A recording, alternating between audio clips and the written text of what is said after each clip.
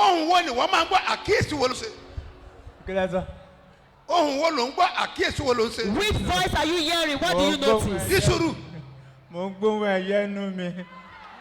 He's hearing the voice of a bird inside of him. Fúnra ara ẹ̀ ó ti ń gbọ́ ohun ẹyẹ. He's hearing the voice of bird himself.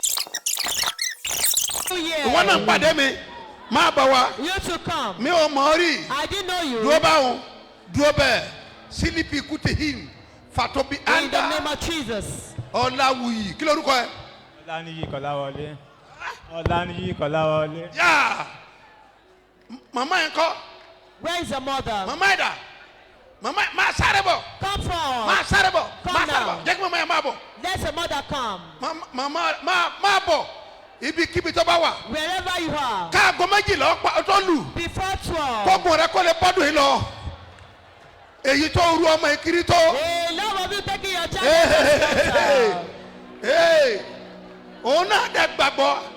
Ta ló ń jẹ́ Dorcas? Who is Dorcas?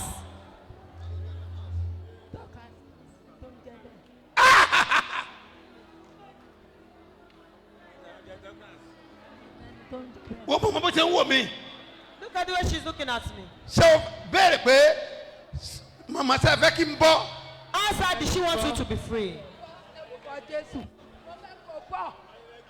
Ìgbà mẹ́ta ló béèrè. Màmá tó bá ti bọ́. Mi ìmọ̀ bó ṣe súnmọ́ yín tó. If it's fair, I don't know how close it's ní sùúrù.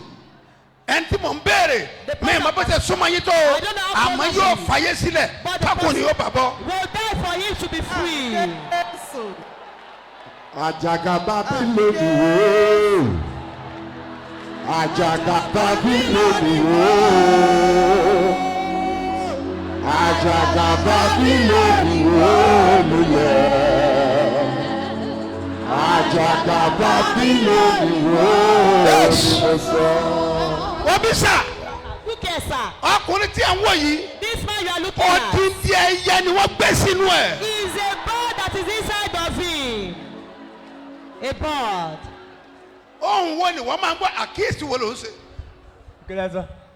Ohun wo ló ń gbọ́ àkíyèsí wo ló ń ṣe? Which voice are you hearing? What do you notice? Dísùrù. Mo ń gbóhùn ẹyẹ nú mi.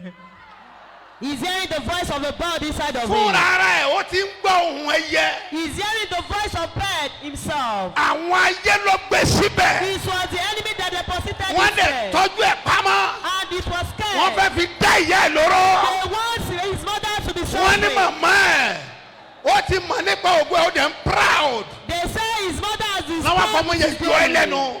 This is why they are tormenting him. Àwọn tó ń yọ mí lẹ́nu bàbá yọ wọ́n lẹ́nu. Àwọn tó ń yọ mí lẹ́nu bàbá yọ wọ́n lẹ́nu. Àwọn tó ń yọ mí lẹ́nu bàbá yọ wọ́n lẹ́nu. Àwọn tó ń yọ mí lẹ́nu bàbá yọ wọ́n lẹ́nu. Àwọn tó ń yọ mí lẹ́nu bàbá yọ wọ́n lẹ́nu. Àwọn tó ń yọ mí lẹ́nu bàbá yọ wọ́n lẹ́nu. Elakeli abuasi adi abuate lebula yakata. Mo dúró bí wòlíì. Mo sọ̀rọ̀ àṣẹ. Mo gbàgbára àwọn àgbà. Tó di ẹrù sínú rẹ̀. Mo pa á láṣẹ.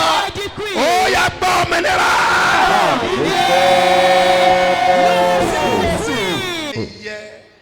A bird Tí ń sọ̀rọ̀. that speaks. Ẹyẹ tí ń sọ̀rọ̀. A bird that speaks. Ẹyẹ tí ń sọ̀rọ̀. The bird that speaks.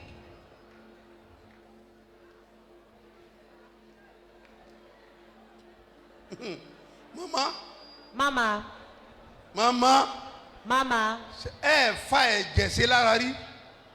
Has it not been transferred with blood? Ẹ̀jẹ̀ ìgò mẹ́jọ lọ́mọ yìí ti gbà. Mẹ́ta mo ti lọ. Hospital mẹ́ta ni mo ti lọ. Wọ́n kàn gbowó lọ́wọ́ mi ni. Ẹ̀jẹ̀ ìgò mẹ́jọ ni ọmọdé yìí ti gbà. Ẹ̀jẹ̀ ìgò mẹ́jọ. Kí ló wá ń dá ẹ̀jẹ̀ padà lára ẹ̀? Was not taking out the blood. Mo lọ yí ilé àánú ló bá pẹ́. Ibẹ̀ bó ti rí ojú rẹ̀ kó wọ́n gbé nǹkan sínú mi ni. Ẹyẹ ń ké nù mí nígbà tí mo sùn lórí òkè. Don't you pity him?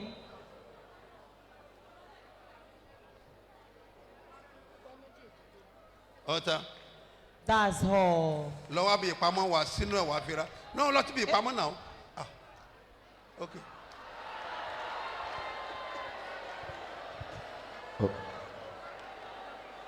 Gbé wọ́n sọ́kè. Lift up your hands. Pálásẹ̀. I decree. Ọ̀fà yẹn jáde. Will be out. Yẹ́dẹ́bọ̀ bọ́ sẹ́ńdá yàrá. In the name of Jesus. Wọ́n da bọ́ndẹ́ ní hindara. Jesus, in the name of Jesus. Gbogbo èyí tí wọ́n gbé kan pamọ́ sára yín. All of you that spectate something in your body. Ohunkóhun tó wù kó wà gbára rẹ lọ. All that spectate in your body. Ohunkóhun tó kù fún rẹ ṣe gbogbo ẹsẹ̀. All that dwell in your body. Sọ́ni mo sọ̀rọ̀ bí wòlíì. Speak as prophet. Bọ́ ọba lè fò sókè nígbà méje. Ọ̀fà yẹn jáde.